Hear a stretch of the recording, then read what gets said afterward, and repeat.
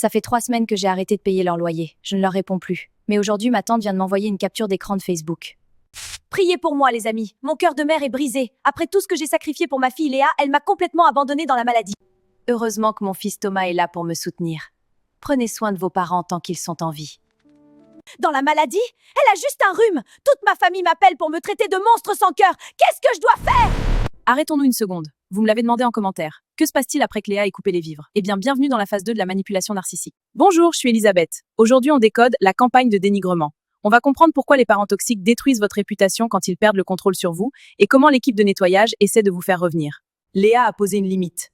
Pour une mère narcissique, c'est une insulte mortelle. Puisqu'elle ne peut plus contrôler Léa directement, elle va essayer de contrôler l'image que les autres ont d'elle. C'est ce qu'on appelle en psychologie la campagne de dénigrement. La mère se positionne en victime absolue sur les réseaux sociaux et auprès de la famille. Elle réécrit l'histoire.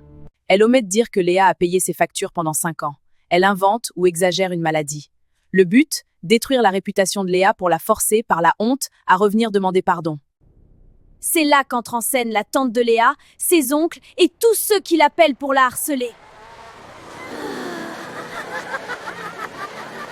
En psychologie, on les appelle les flying monkeys. Ce sont les intermédiaires que le parent toxique manipule pour faire le sale boulot. Appelle ta sœur. Dis-lui qu'elle a tort. Dark, je vais le faire. Ces membres de la famille n'appellent pas Léa pour comprendre sa version des faits. Mais enfin, ça reste ta mère. Mais pourquoi moi? Si tu ne paies plus, elle viendra nous voir. Alors c'est pour ça? Reprends ton rôle, c'est ton devoir. Alors, que doit faire Léa? Doit-elle se justifier sur Facebook? Non, surtout pas. La plus grande victoire de Léa, c'est d'accepter d'être la méchante dans une histoire racontée par des menteurs. Se justifier, c'est redonner du pouvoir à sa mère.